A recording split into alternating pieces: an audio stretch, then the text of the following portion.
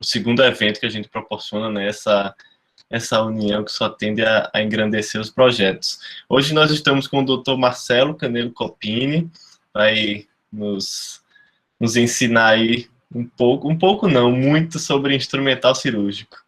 Dr. Marcelo, podemos iniciar? Claro, boa noite a todos. Deixa Maravilha. eu só iniciar aqui. Qualquer coisa, estou aqui, Júlia também. Doutor Marcelo, o senhor prefere que a gente fale as dúvidas ao passo que forem surgindo no chat ou que no final a gente compile tudo? Então, o que ficar mais confortável para vocês. Para mim é indiferente. Vou tentar fazer aqui uma apresentação bem tranquila, o que ficar mais confortável para todos vocês. Tá bom, obrigada. Boa aula. Obrigado.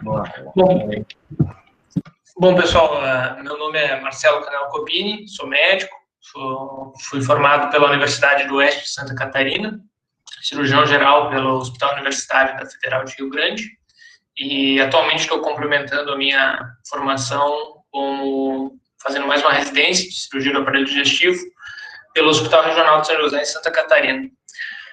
Fico muito grato de poder estar aqui com vocês, tendo a oportunidade de apresentar um pouquinho a respeito da instrumentação e do instrumental cirúrgico para todos vocês que estão começando nessa área da medicina, né? Eu acho que é uma parte bem importante, porque muitas vezes a gente vai se deparar com pequenas situações da nossa vida, como médicos, que nós vamos precisar fazer uma troca de sonda vesical, uma troca de gastrostomia, algum ponto, pronto atendimento, numa unidade básica de saúde, e nós vamos precisar conhecer o instrumento que a gente vai trabalhar, e também para aqueles que vão fazer cirurgia geral ou alguma outra subespecialidade, que tem conhecimento a respeito de todo o material que vão trabalhar e de como é necessário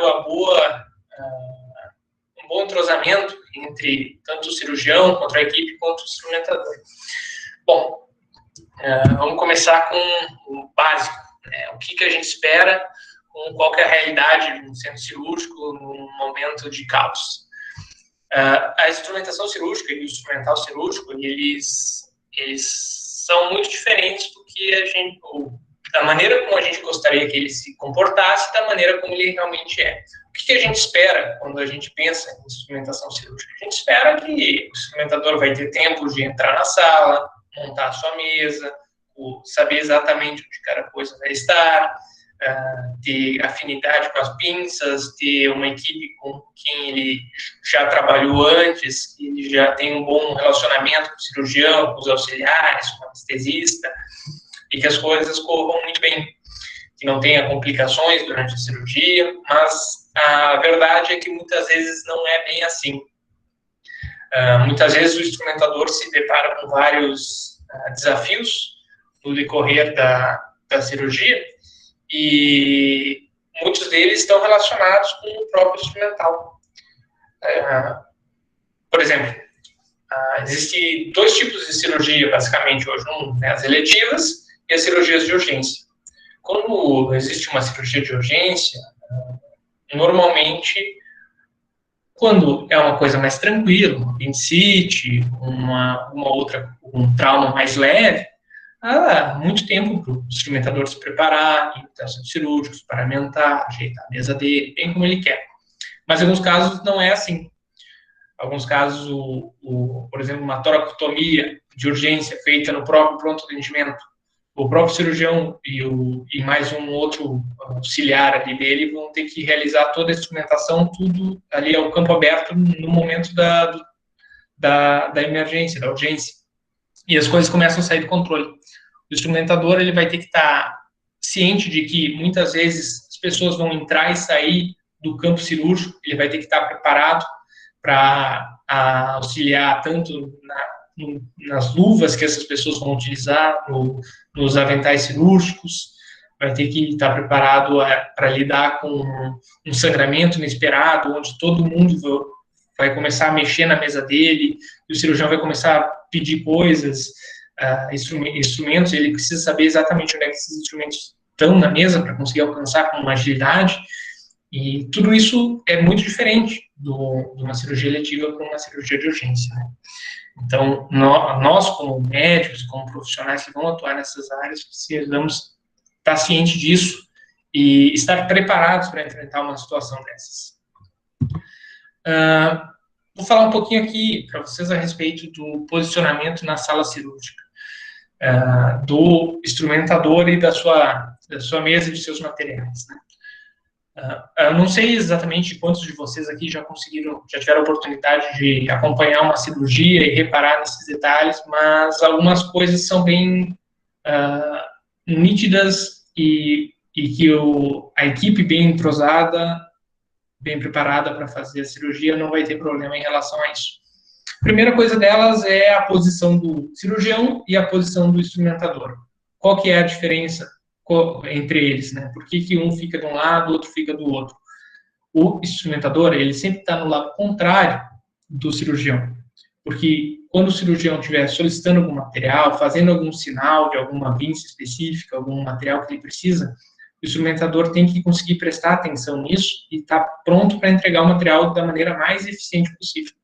Já os auxiliares, eles vão se dispor ali na mesa de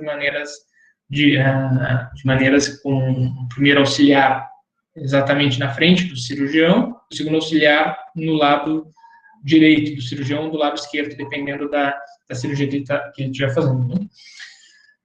Muito importante salientar que o instrumentador e o cirurgião precisam conversar antes da cirurgia, ou pelo menos já ter participado de alguma cirurgia antes, para saber se o cirurgião é destro ou sinistro. Por quê?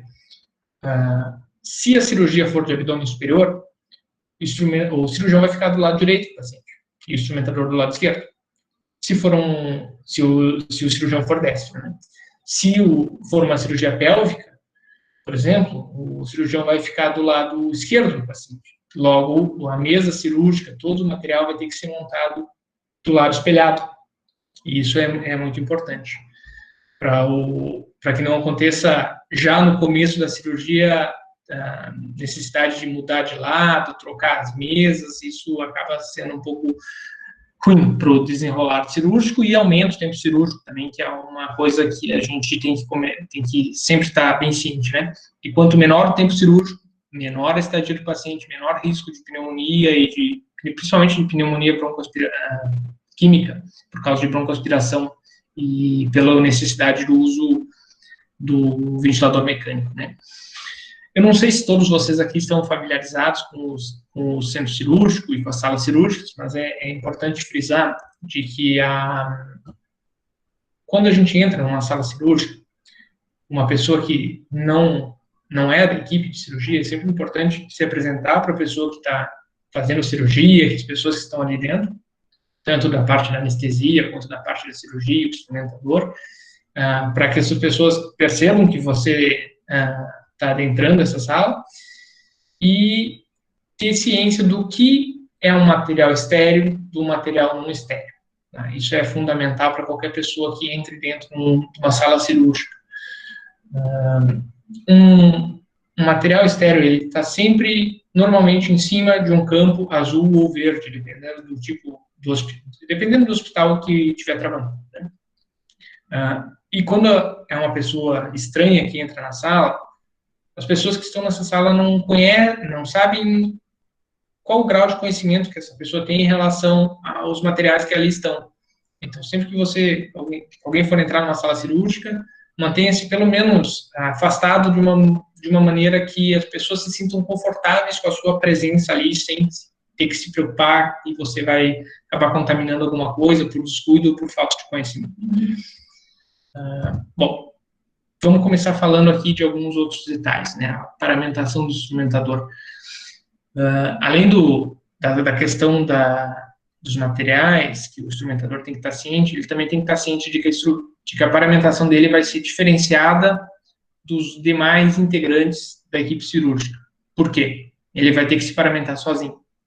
os demais integrantes já vão ter auxílio do instrumentador. Como é que ele vai fazer, né? Como é que o instrumentador faz no início? Ele vai até a sala onde vai fazer a antisepsia das mãos, vai entrar na sala e o circulante vai entregar para ele uma compressa, que ele vai secar, vai descartar essa compressa, vai entregar um avental, que ele vai se paramentar e o próprio circulante vai fechar o avental atrás dele. Depois disso, o circulante vai abrir um campo cirúrgico para ele colocar em cima da mesa. Importante sempre frisar que o campo cirúrgico, por excelência, assim dizer, ele tem que ter pelo menos 2 camadas. Uma camada impermeável e uma camada de tecido aderente para que os materiais não escorreguem em cima da mesa do instrumentador, né? E a importância dessa camada impermeável é que muitas vezes os materiais vão acabar voltando para a mesa com sangue, com secreções, ou até mesmo algum respingo de soro, ou culpa com alguma substância, acaba derramando em cima da mesa. Se esse campo, essa mesa cirúrgica não é impermeável, acaba que facilita a contaminação das bactérias e dos vírus que já estão colonizando aquele ambiente, né? Por mais que se faça sempre a limpeza da sala cirúrgica, é sempre bom ter esse cuidado, né? Claro que a gente sabe que muitas vezes as condições não são ideais em todos os lugares do Brasil, principalmente no interior. Então, muitas vezes o que a gente dispõe é o que a gente vai ter que acabar utilizando. Já os demais integrantes, quando forem entrar na sala cirúrgica a ponto de participar da cirurgia, já vão ter auxílio do instrumentador para se paramentar. O instrumentador vai alcançar a compressa para essas pessoas, elas vão se secar e descartar, o instrumentador vai alcançar o jaleco estéreo, eles vão se paramentar e o circulante vai fechar eles por trás de novo.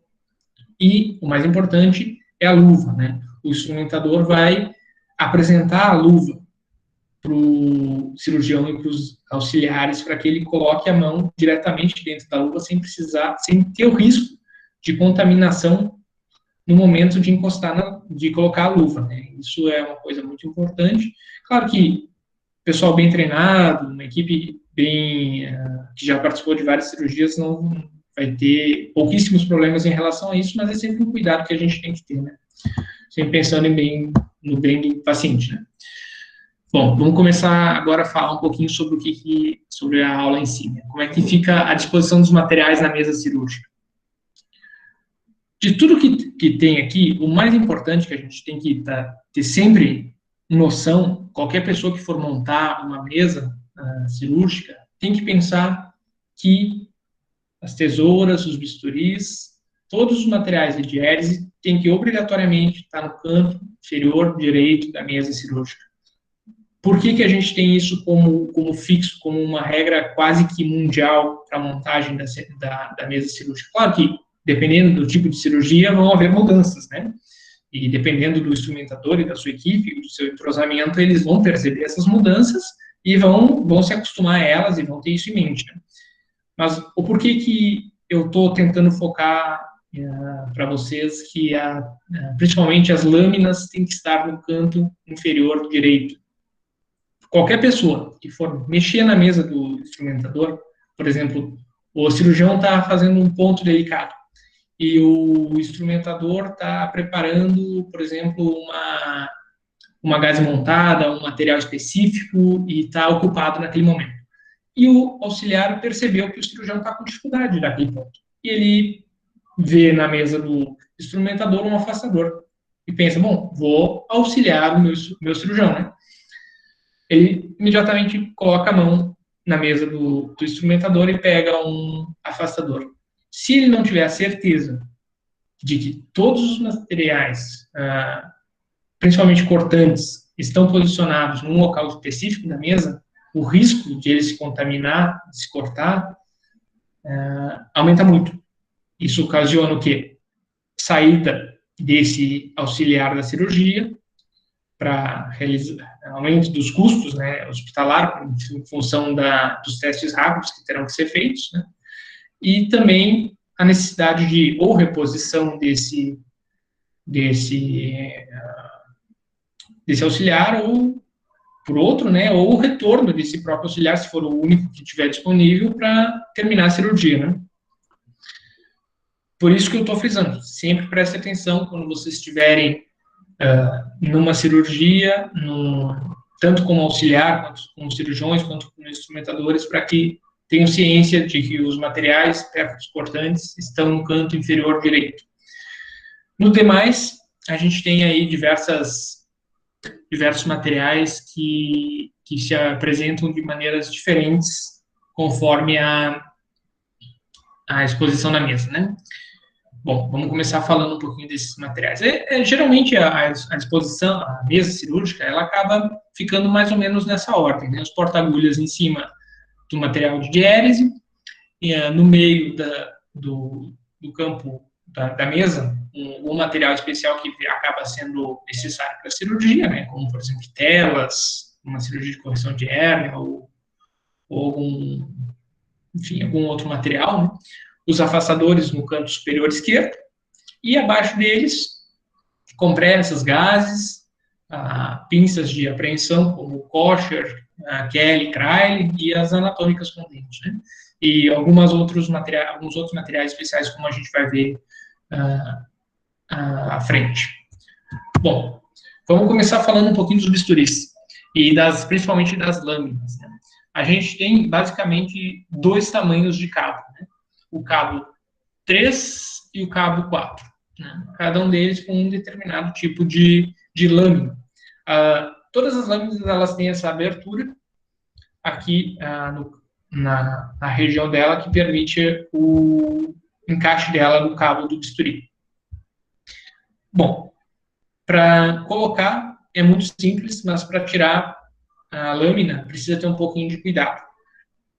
Principalmente porque você precisa levantar um pouco essa parte distal da lâmina para conseguir remover ela do cabo do bisturi. E dependendo da força que tu fizer, a lâmina pode se partir e acabar disseminando algum estilhaço.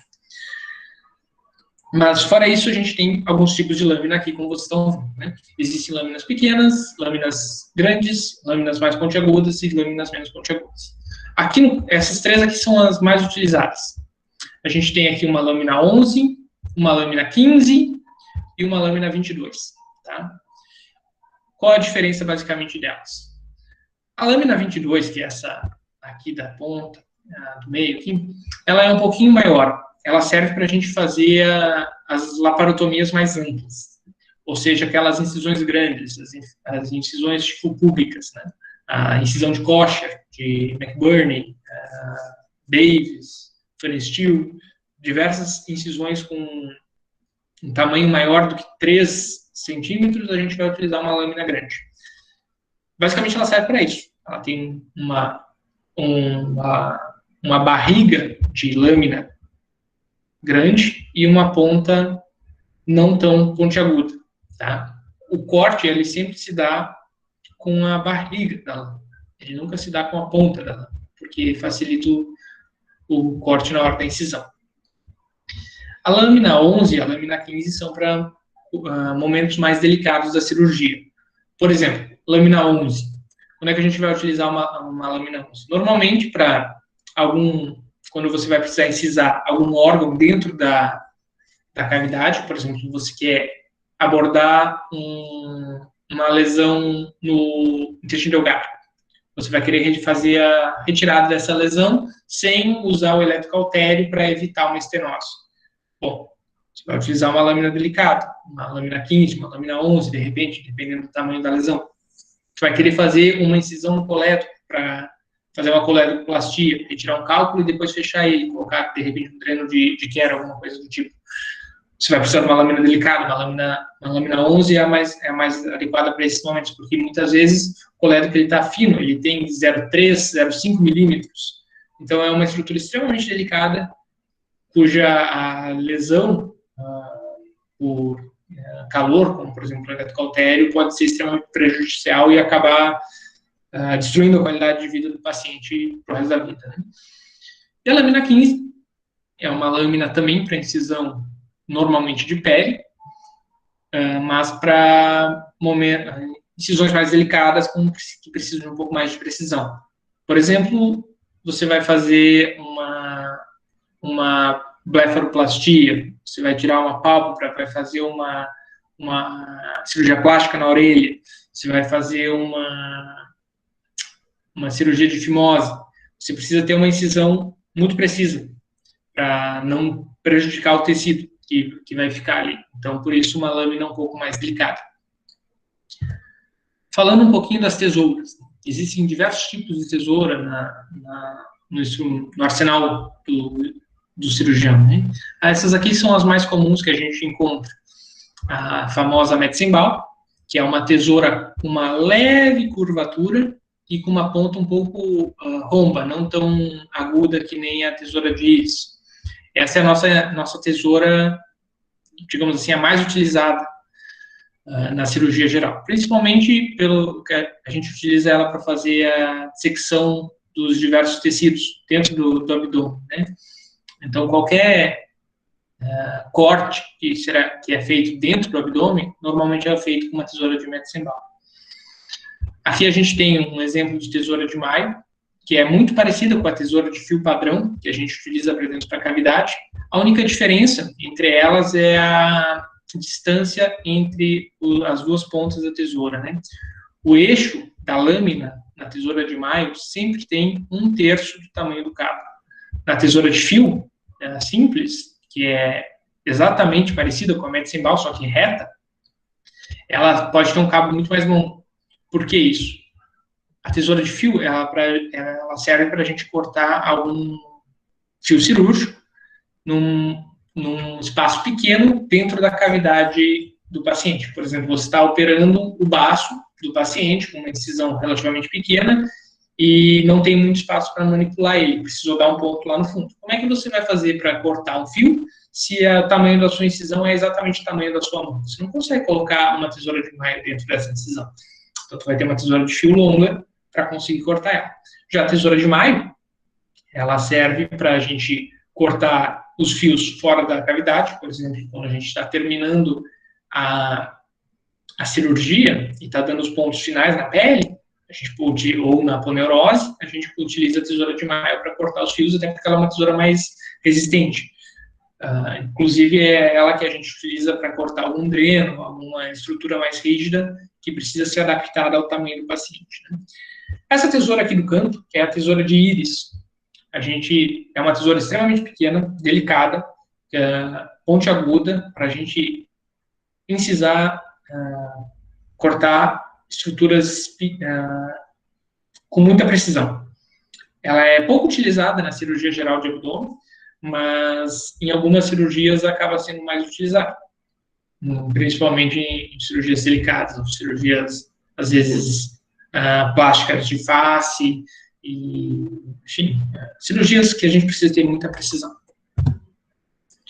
Temos basicamente 2 tipos de pinças anatômicas, né?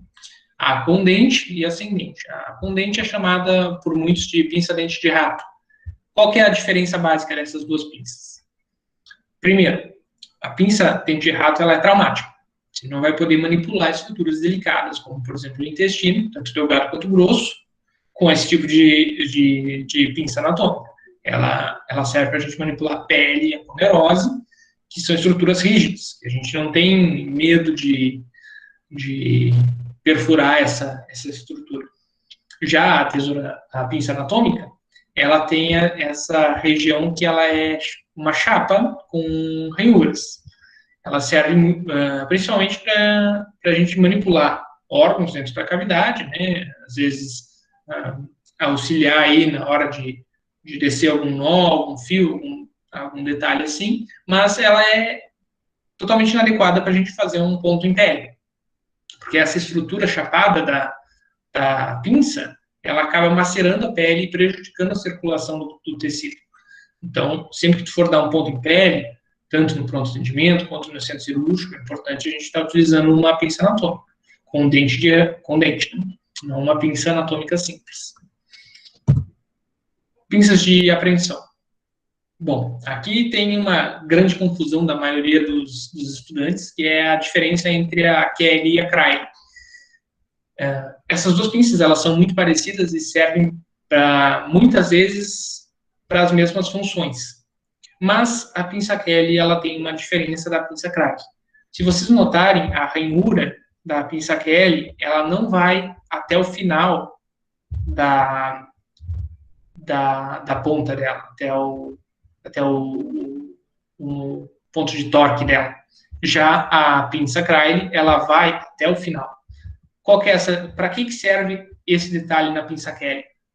Principalmente para fazer o reparo de algum fio. O que é o reparo de um fio? É manter esse fio conectado ao paciente e conectado a uma estrutura fora do paciente. Por exemplo, você vai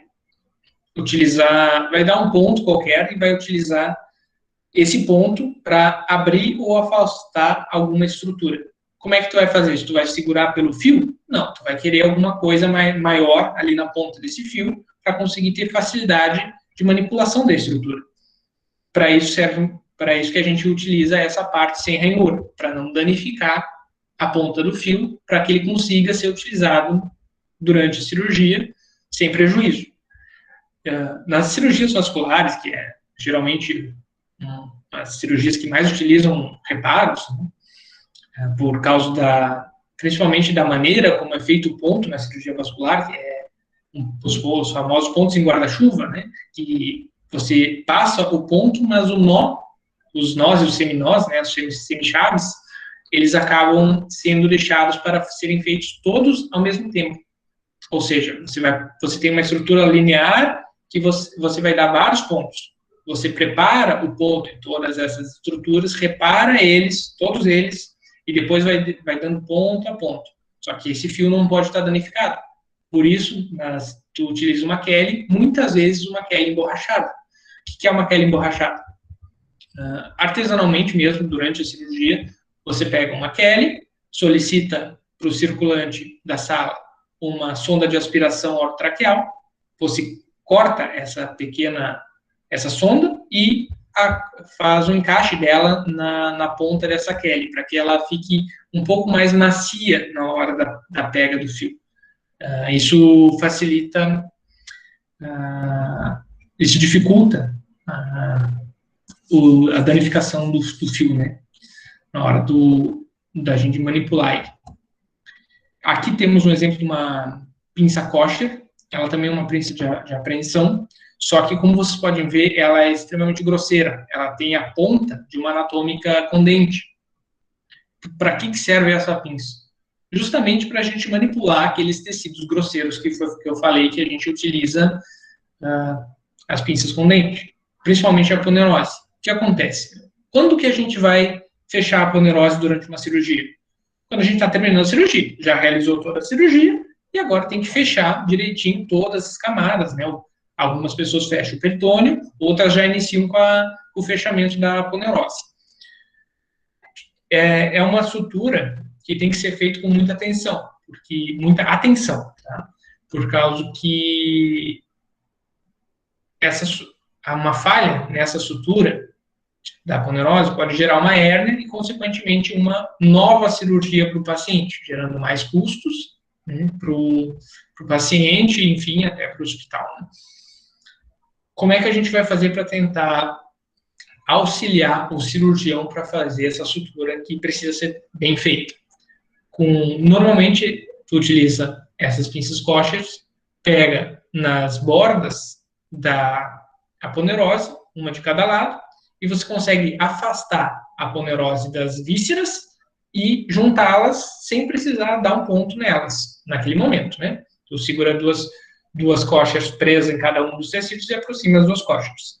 Assim, o cirurgião vai conseguir ter a certeza de que tu está levantando a aponeurose de perto das vísceras, então ele vai poder passar um fio, um ponto ali com agulha, longe das alças, mas com bastante tecido de aponeurose para que seja uma sutura bem feita.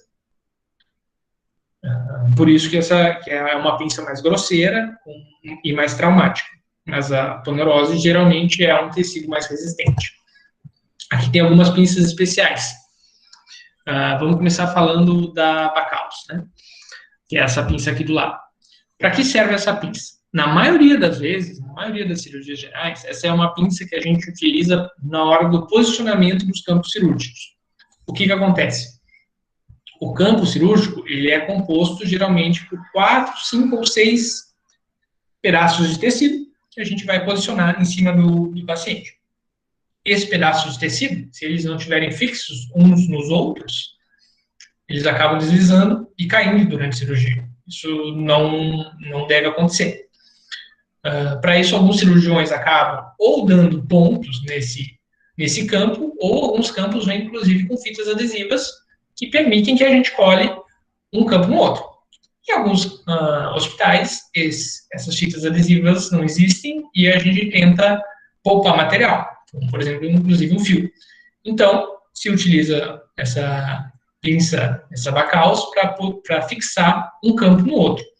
Outro uso para essa pinça se dá no momento da gente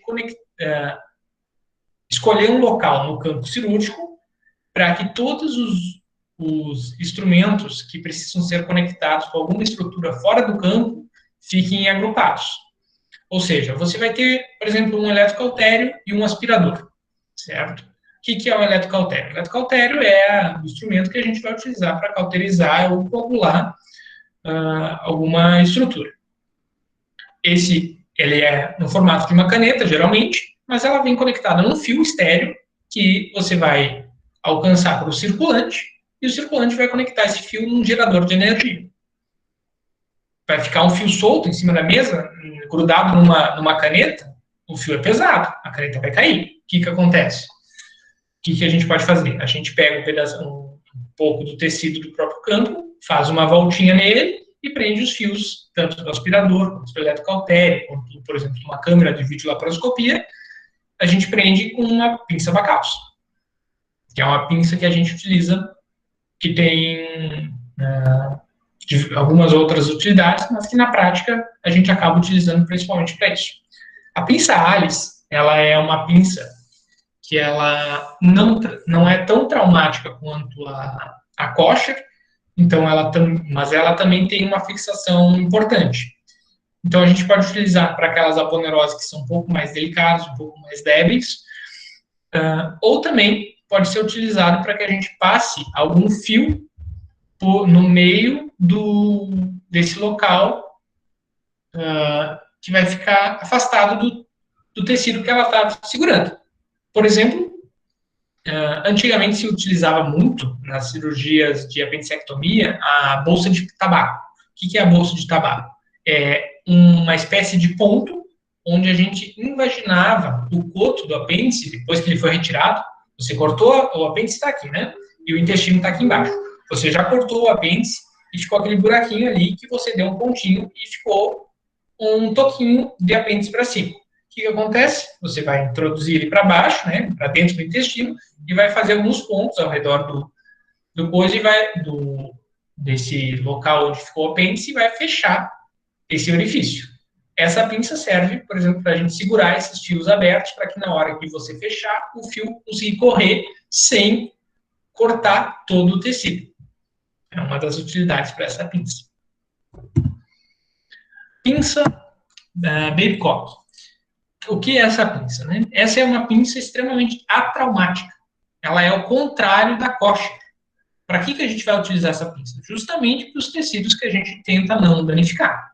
Principalmente intestino delgado e intestino grosso. Sempre que a gente vai fazer alguma manipulação desses tecidos, em situações em que a gente não pode utilizar nossas próprias mãos, a gente utiliza essa pinça. Por exemplo, você vai fazer uma anastomose com um grampeador de 2 alças do intestino, certo? Você removeu um tumor e vai emendar essas 2 pontas de alça que você cortou. Como é que você vai fazer isso se tem um grampeador de um lado e grampeador do outro? Quando você fecha o grampeador, as alças elas tendem a sair da linha de grampo. Você pega uma Babcock em cima da alça superior e embaixo da alça que está na boca inferior do grampeador. Assim, quando você fechar, a alça vai continuar presa para cá e o tecido não vai escorregar para fora da linha de grampo. Ou seja, é uma pinça para ser utilizada de uma maneira em tecidos que a gente não quer traumatizar. Bom, porta-agulha. Existem basicamente 2 tipos de porta-agulha hoje em dia no mercado, né? Os porta-agulhas com vídeo e os sem vídeo. Qual que é a diferença entre isso? Basicamente, essa placa que a gente tem na ponta do porta-agulha, desse lado, é chamada de vídeo. Desse lado, ele não tem o vídeo.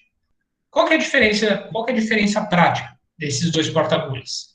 A diferença é que nesse porta-agulha aqui, a agulha não consegue dançar dentro do porta-agulha. Quando você vai passar um ponto numa estrutura resistente ou em alguma estrutura que você não pode correr o risco de ter que repassar esse ponto, você sempre tem que estar utilizando as melhores ferramentas que você tiver à disposição. E o vídeo, ele te permite mais precisão na hora do ponto. E há uma diferença nítida. Quando a gente pega um porta-agulha sem vídeo e um com vídeo, até na hora de fazer um ponto na pele, tu percebe que muitas vezes você vai dar aquele ponto e a agulha dá aquela entortada. Porque a pele é muito resistente, o paciente ele é muito proteinizado, ele tem um colágeno forte na pele. E aí a agulha, a ponta da agulha não é tão afiada, às vezes tu já passou 3, 4 pontos com aquela mesma agulha, e de repente você vai passar mais um, e ela começa a virar no porta-agulha. Um porta-agulha com vídeo dificulta que isso aconteça. Alguns afastadores, né? Aqui a gente tem 3 tipos de afastadores, que são os mais utilizados pela cirurgia geral, que é o Doyan, o Gosset e o Farabef. Para que a gente utiliza esses afastadores? Bom, o Doyan e o Farabef, eles são afastadores que necessitam da força direta do auxiliar. Ou seja, o auxiliar que vai utilizar esses 2 Farabefs, esses 2 afastadores, para manter o campo exposto para o cirurgião fazer a cirurgia. Já o Gosset, ele é um afastador que a gente chama ortostático. No momento que a gente abre ele, posiciona ele vai ficar estático naquela posição. Ele não vai regredir para o local, para a maneira fechada dele, que é o que a gente está vendo nessa foto. Esse Gosset, ele é utilizado para incisões mais amplas, ou seja, aquelas laparotomias tipo públicas, né, ou incisões grandes, que a gente precisa conseguir observar toda a cavidade abdominal. A Doyan, essa parte vai dentro da cavidade abdominal e o auxiliar segura nessa parte aqui. Ele tem também esse ponto de apoio, porque muitas vezes a gente acaba utilizando a Doyan conectada a um Gosset. Então, essa parte acaba ficando presa entre esses trilhos e o auxiliar consegue ficar livre de segurar esse afastador. Já o Farabef, ele tem 2 pontas de cada lado. Muitas vezes as pontas são do mesmo tamanho, mas o ideal seria que as pontas fossem de tamanhos diferentes, para que você tenha mais de uma opção no momento da cirurgia, né? E tu só vai utilizar uma das pontas. Essa ponta você coloca dentro do local onde você quer mostrar para o cirurgião, e a outra ponta você segura, né? Cubas. A gente tem diversos tipos de cubas, mas as 2 mais utilizadas é a redonda e a rim. Por que a gente tem tipos de cubas diferentes na cirurgia? Qual que é o sentido disso? Exatamente a gente ter a possibilidade de colocar líquidos que serão utilizados em momentos diferentes da cirurgia sem dificultando o fator de confusão do instrumentador, né? Se tu tiver 2 cubas redondas, uma com soro, outra com contraste, as 2 são translúcidas, o instrumentador às vezes pode colocar uma de um lado, outra do outro e não saber qual que é qual. Ou às vezes o instrumentador precisou ser substituído e o outro instrumentador não sabe mais o que tem dentro de cada cuba. Isso tudo são fatores de confusão. Se tu conseguir utilizar uma cuba rim para um tipo para colocar o soro, por exemplo, e uma cuba redonda para colocar um contraste, tu já dificulta na confusão, né? Tem um fator aí de proteção para o paciente. Questão dos aspiradores. Aqui eu trouxe para vocês um aspirador descartável, que tem aquele cabo que eu falei que fica preso junto com a bacaus, que vai conectado a um gerador de vácuo. A maioria dos hospitais não tem esse aparelhinho. O vácuo, o hospital tem um sistema interno de tubulações, com um gerador maior e mais potente, né? Que fica apenas o bucal do aspirador preso.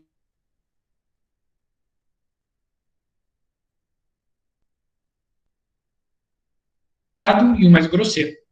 Esse mais delicado, ele é um aspirador de orofaringe, também utilizado para cirurgia geral, mas acaba sendo utilizado mais para cirurgias delicadas, que tem cabeça e pescoço, ou cirurgias que a gente quer um pouco mais de precisão, que tem menos sangramento. Esse é um aspirador de maior volume, né? Ele é maior, ele tem basicamente o tamanho de uns 20, 25 centímetros, e a parte mais importante desse aspirador é essa ponteira.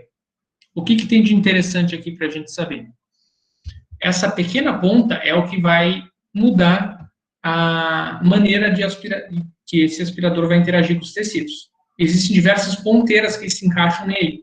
Então, às vezes você quer um orifício maior, às vezes você quer vários orifícios pequenos, às vezes você quer um orifício único, estreito, dependendo do tipo de cirurgia e do tipo de líquido que tu vai estar aspirando, se é sangue, se é secreção, você vai querer uma coisa ou outra. E é fundamental para o instrumentador se assegurar que essa ponta esteja bem conectada no aspirador, porque essa ponta cai. E uma vez que essa ponta cai dentro que o cirurgião pegue esse aspirador, utilize e retorne ele para fora do paciente, sem a ponteira, o cirurgião começa a se perguntar, essa ponteira não estava conectada, essa ponteira estava conectada e caiu para fora do campo, está no chão da sala, ou será que essa ponteira está dentro do paciente?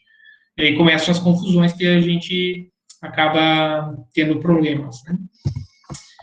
Vamos falar um pouquinho sobre eletrocautério, que também é um importante material cirúrgico, né? O eletrocautério, ele tem um gerador, que é esse aparelhinho azul aqui, existem vários modelos, onde a gente consegue controlar a amperagem, a voltagem do aparelho, e ele tem, basicamente, suporte para dois tipos de conexão, o monopolar e o bipolar. Qual que é a diferença entre eles? Esse aqui do canto que a gente está vendo aqui é um bipolar. O poder de coagulação do bipolar, ele é muito maior do que o do monopolar. Mas o poder de corte é maior no monopolar. Qual que é a diferença entre corte e coagulação do eletrocautério? É basicamente se a corrente é contínua ou se a corrente é alternada. Tá? Correntes contínuas coagulam maior, correntes alternadas coagulam melhor, e correntes alternadas cortam melhor. Então, a gente consegue, para uma cirurgia que a gente espera ter um sangramento maior, como uma cirurgia hepática, é prudente a gente utilizar um cautério bipolar. E, novamente, friso, né? Esse material aqui é uma caneta conectada com um cabo, e por isso ele tem que ficar sempre bem preso no campo cirúrgico para evitar que ele se caia e que precise de um novo material para realizar a cirurgia, né? Aqui vocês conseguem ver, embaixo do gerador, que existem 3 pedais, certo? Acredito que seja padronizado em todos os hospitais, pelo menos nos que eu frequentei eram assim, o corte no pedal amarelo, né, tanto o botão amarelo, e o coagulação no azul e no botão azul. O bipolar tem um sistema de acionamento com pedal único, que é esse pretinho aqui do lado, e ele só vai funcionar quando as duas pontas da pinça estiverem próximas uma da outra, né? Ele é um bipolar, ele transmite a corrente de uma ponta para outra e coagula apenas o tecido que está entre as pinças. Vamos falar um pouquinho de alguns materiais especiais, como, por exemplo, as gases montadas. O que são gases montadas? Gases montadas são gases que a gente vai utilizar presas a um determinado tipo de pinça, como, por exemplo, aqui a gente tem a Babycock, tem a Alice, aqui é uma Cheron, que servem tanto para secar alguma estrutura delicada, quanto para dissecar elas, né? Então, basicamente, existem essa maior, em formato de triângulo, que é utilizada para secar sangue ou uma outra secreção, e uma mais pequena e rígida para auxiliar na dissecção. Muitas vezes, algumas estruturas, o cirurgião prefere fazer uma dissecção romba dessa estrutura. Então, uma das melhores dissecção romba que a gente conhece é com gase, que permite você fazer força sem lacerar todo o tecido, como seria se a gente utilizasse uma pinça sem nada macio na ponta, né? E existe, claro, diversos modelos, diversos formatos de gase montada, que cada cirurgião vai ter sua preferência, e aí é o bom entrosamento do instrumentador com o cirurgião que vai ocasionar uma melhor performance cirúrgica. Vamos falar um pouquinho também sobre videocirurgia, que claro que minha intenção aqui não é esgotar todos os materiais que a gente tem, tanto na cirurgia laparotômica quanto na cirurgia por vídeo, mas eu acredito que quem está começando é importante ter um pouquinho dessa ideia aí do que é uma instrumentação por videolaparoscopia. São poucos os instrumentadores que são treinados para fazer instrumentação por videolaparoscopia, porque é um material mais complexo. Tá? Claro que não é nenhum bicho de 7 cabeças, não é nada impossível, mas é algo que precisa de um pouco mais de prática, um pouco mais de atenção. Normalmente, o instrumentador vai receber uma bandeja como essa, para montar o seu material. E dentro dessa bandeja vão haver trocáteres, agulhas de verres, vão haver diversos tipos de pinça, vão haver clipadores, cabos, válvulas, e o instrumentador tem que conhecer a montagem desse material para conseguir posicionar ele na mesa cirúrgica. Aí os nomes dos materiais mudam. Então, um instrumentador que está habituado a fazer cirurgia laparotômica vai ter um pouco de dificuldade com a cirurgia videolaparoscópica, né? O principal instrumento da videocirurgia é a ótica. A gente tem diversos tipos e diversas angulações de ótica. Aqui a gente está mostrando uma ótica de 5 milímetros e aqui uma de 10. Essas duas da ponta, dessas duas de cima, vocês conseguem perceber que ela tem uma angulação na ponta. E essa de baixo, ela é mais reta. O que significa isso?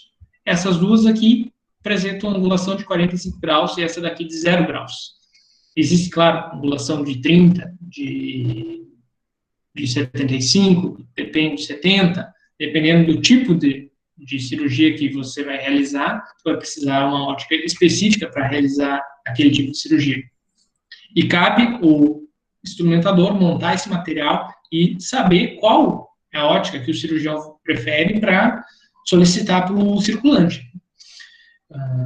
A ótica, todo esse instrumento aqui, ele vem estéreo.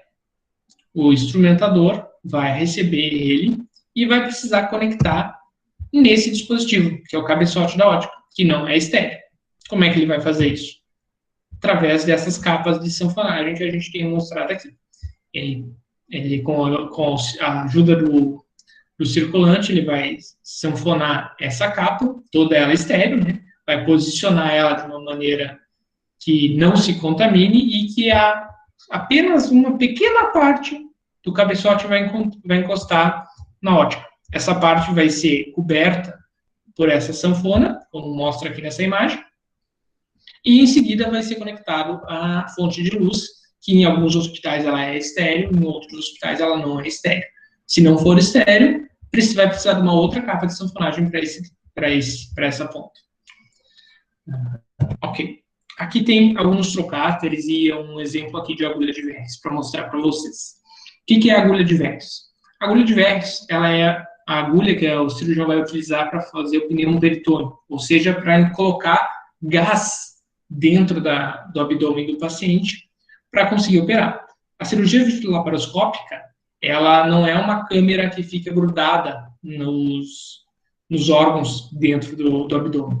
É posto gás dentro da barriga, criado um espaço onde os órgãos ficam para baixo e a câmera olha de cima. Como é que a gente vai colocar esse gás ali dentro? Através da agulha de Verres. Essa agulha, ela apresenta essa parte superior e essa parte distal. Entre elas, existe uma mola, uma pequena válvula. Essa mola, conforme você vai pressionando a agulha para baixo, essa molinha vai subindo e fazendo pequenos disparos, né? O que são esses disparos? Sempre que você passa de um tecido mais denso para um tecido menos denso, essa mola vai subir e vai descer. O que isso significa? No início da cirurgia, você vai fazer um pequeno corte na pele e vai introduzir essa agulha. Você vai chegar na aponeurose. Quando você chegar na aponeurose, que é um tecido espesso, duro, essa agulha vai levantar, a mola vai levantar. Quando você passar pela aponeurose, a mola vai diminuir. Conectado nessa ponta da agulha de Verres, você vai ter o gás. O que é o gás? Gás carbônico, que vai ter um compressor junto com a torre de cirurgia, que vai mandar gás ali dentro e vai medir a pressão do gás dentro do abdômen. No momento que o cirurgião perfurar a aponeurose e o peritônio, ele vai ter um mostrador de pressão que vai...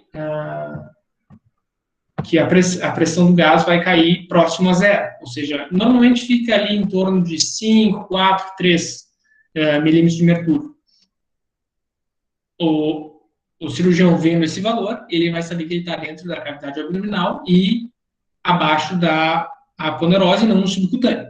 Sendo assim, ele vai permanecer com essa agulha ali até que todo o pneumo peritônio seja feito. Depois que o pneumo peritônio estiver feito, ele vai retirar essa agulha, e essa agulha é fininha, né? Ela tem um diâmetro bem pequeno, bem menor do que as pinças e do que a câmera. O que ele vai fazer? Ele vai pegar um trocáter. Existem basicamente 2 tipos de trocáter, né? Os descartáveis e os reutilizáveis, né? E, através desse trocáter, que vem com um prego, ele vai fazer um buraco na aponeurose, né? Agora com segurança, porque vai ter uma camada de gás carbônico entre as alças e a parede abdominal. Vai introduzir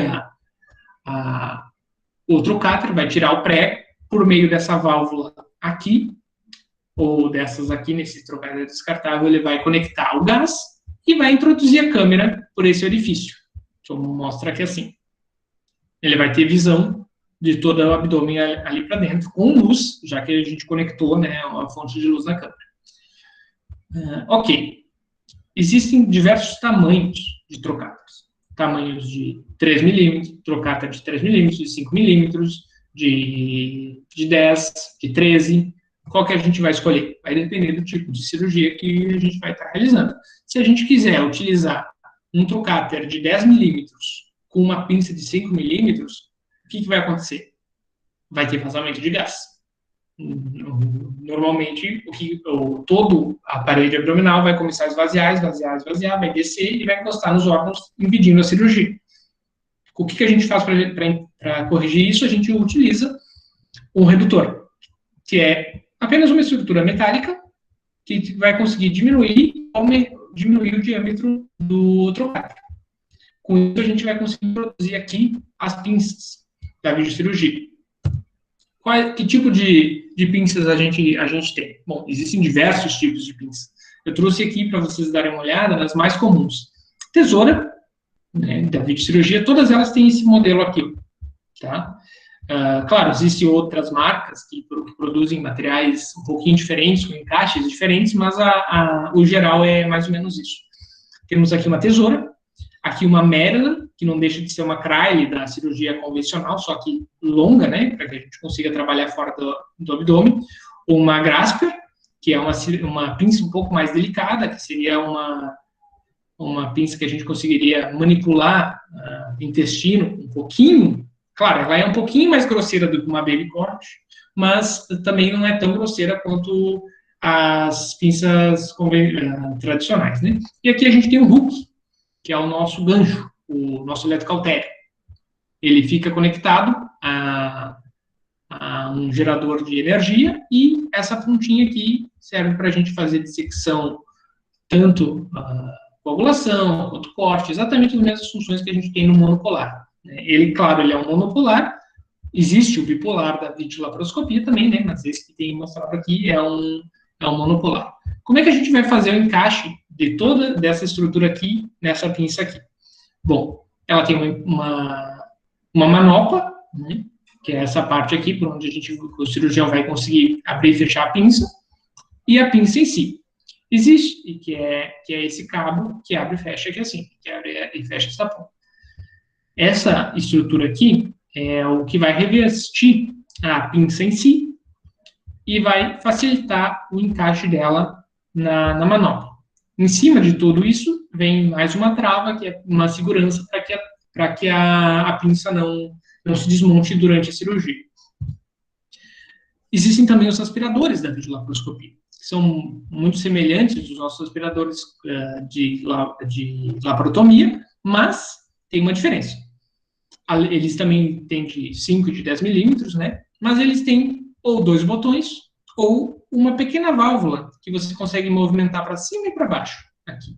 Para que serve isso aqui? Para que servem esses 2 botões?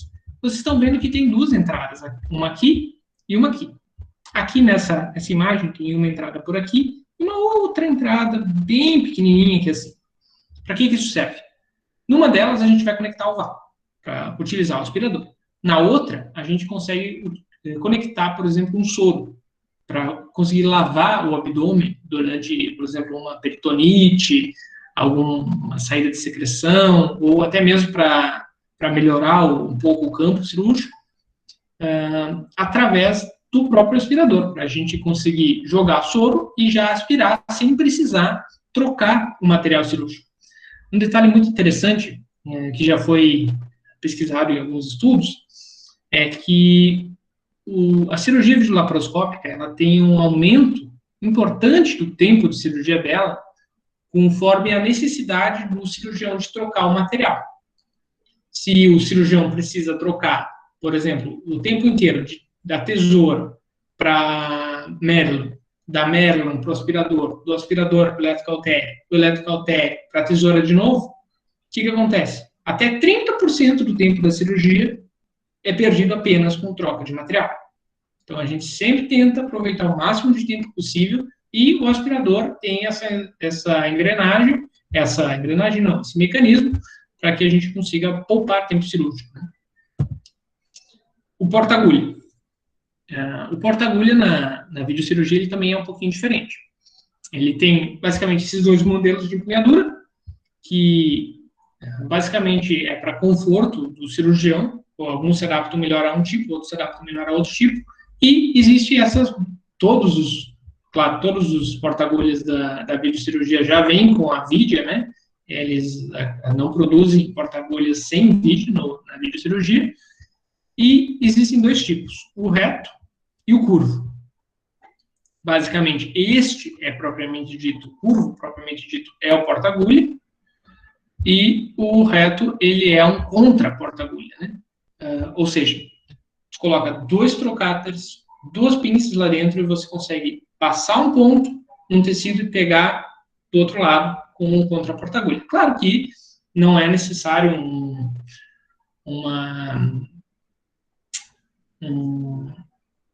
propriamente dito, um contra-porta-agulha ou alguma pinça específica. Tu pode dar um ponto com uma própria Merlin de um lado e uma Grasper do outro. Isso não é um impeditivo, né? Mas claro que esse tipo de instrumento facilita muito a vida do cirurgião, né? E da equipe. Aqui a gente tem alguns instrumentos especiais. Vamos principalmente falar desse aqui. Esse aqui é o clipador. Não sei se as pessoas que já acompanharam uma cirurgia de videolaparoscopia, principalmente colistectomia, ou seja, retirada da vesícula, perceberam que em algum momento foi solicitado um clipador e clipes. Existem diversos tamanhos de clipe, né? Mas os mais utilizados são as cargas de 300 e 400. para que ele serve? Basicamente, quando a gente está fazendo alguma dissecção, encontra algum vaso, alguma estrutura que você precisa cortar. Só que você não corta simplesmente uma estrutura e deixa ela sangrando.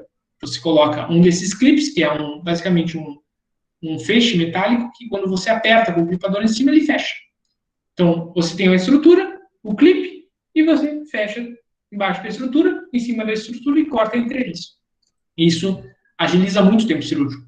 Na videolaparoscopia para colistectomia, basicamente a gente tem duas estruturas principais que a gente tem que secar e clipar e depois cortar, que é o ducto cístico e a artéria cística. O ducto cístico é o que sai da vesícula e vai para o colético, a artéria cística sai da hepática direita e vai para a vesícula. A gente precisa encontrar essas duas estruturas, clipá-las e cortá-las. E para isso que serve o clipador, ele agiliza muito o tempo cirúrgico. Aqui a gente tem um material utilizado para fazer a coleta de algum órgão, algum tecido dentro da cavidade abdominal para fora, através da videocirurgia, tá? Ele, basicamente, toda essa estrutura, ele vem, basicamente, só essa parte preta e essa parte azul. Essa redinha vem dentro dessa parte preta. Você introduz tudo isso pelo trocáter, expõe isso aqui lá dentro do abdômen, né? E coloca aqui o espécime que tu quer retirar, como, por exemplo, a vesícula. Fecha isso aqui, ele vai prender ele aqui e você reduz ele pelo trocáter. Claro que muitas vezes o trocáter ele tem um diâmetro de uma luz menor do que o tamanho do órgão.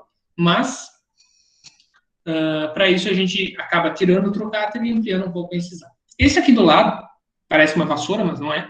Ele é um afastador. Ou seja, é uma estrutura que ela é dobrável, né? Entra por dentro do trocáter e dentro ele faz assim, essa vassoura, para a gente conseguir abrir o campo cirúrgico, afastar um fígado, afastar um baço, alguma coisa que esteja atrapalhando a cirurgia. Por último, eu gostaria de falar aí um pouquinho para vocês a respeito da instrumentação na cirurgia robótica. Tá? A cirurgia robótica ela é um pouco diferente das outras duas, apesar de ser muito parecido com a videocirurgia. A principal diferença é que o cirurgião não está em campo, o cirurgião principal, né? Existe um outro cirurgião em campo que vai auxiliar no posicionamento dos instrumentos para o robô operar. Isso já é uma coisa que muda bastante, né? A necessidade do instrumentador extremamente experiente com a cirurgia robótica, né? E de um cirurgião em campo para auxiliar o robô a fazer as trocas de pins. É muito importante. Apesar de que, muitas vezes, os próprios braços do robô conseguem, com uma mesma pinça, realizar várias funções, né? Quase todas as pinças cauterizam, quase todas as pinças cortam, né? O robô permite uma dissecção muito mais anatômica das estruturas e permite também uma cirurgia, muitas vezes, mais rápida, né? Claro que a curva de aprendizagem tanto para fazer a cirurgia quanto para fazer a instrumentação de uma cirurgia robótica é maior, e os gastos dessa cirurgia ainda são maiores, né? É uma cirurgia que vai se popularizar no futuro, então é uma coisa que a gente tem que começar a ter em mente como é que será o aprendizado aí para o pessoal que está começando agora a respeito dessa cirurgia. Bom, já falei bastante, eu acho que deu para ter uma ideia mais ou menos de como é que é o uso dos materiais cirúrgicos. É claro que a minha intenção aqui não era esmiuçar todos os materiais junto com vocês, mas tentar dar uma ideia dos principais, para que vocês tivessem um pouco uma clareza de quais são os materiais mais solicitados durante uma cirurgia, que com certeza são Kelly, Kraile, anatômica, kosher, enfim, aspirador, os tipos de tesoura e todos esses materiais que eu acabei mostrando aí para vocês. Espero que vocês tenham aproveitado bastante. Fica aqui meu muito obrigado pela participação de todos aí e fico feliz por ter sido convidado a poder fazer essa apresentação para vocês. Muito obrigado. Muito obrigada, doutor Marcelo. A aula foi muito boa, sensacional. Gostaria de ter assistido antes de ter assistido qualquer cirurgia. Com certeza facilitaria bastante o entendimento. E é isso, muito obrigada. Tem alguns elogios aqui. Temos uma pergunta. Claro. No caso dos aspiradores, cada tipo é usado em casos específicos ou não faz diferença? Sim, cada tipo é utilizado num caso específico, né? Principalmente dependendo do detalhamento da cirurgia. Se tu tiver uma cirurgia de cabeça e pescoço, por exemplo, uma cirurgia de tireoide, tu vai ter que ter um aspirador muito fino, muito delicado para conseguir fazer o que ele precisa fazer. Um aspirador convencional, ele é grosseiro, né? Ele vai atrapalhar o campo cirúrgico, ele vai acabar lesando alguma estrutura. Então, basicamente, o tipo de aspirador depende da delicadeza da cirurgia em si. Mas não tem, assim, uma cirurgia que eu vou te dizer, com certeza nessa cirurgia eles vão utilizar o aspirador convencional. Não, isso vai depender do tipo da cirurgia em si, né? Muito obrigada mais uma vez, em nome da Alagem e da LAC, né? Que estão promovendo essas aulas às terças-feiras. Muito obrigada pela aula, foi excelente. Obrigado. No chat, se puder olhar depois. Obrigada. Obrigado. Tchau, tchau. Boa noite a todos. Obrigada pela presença, pessoal. Qualquer coisa é só falar. A gente se vê na próxima terça.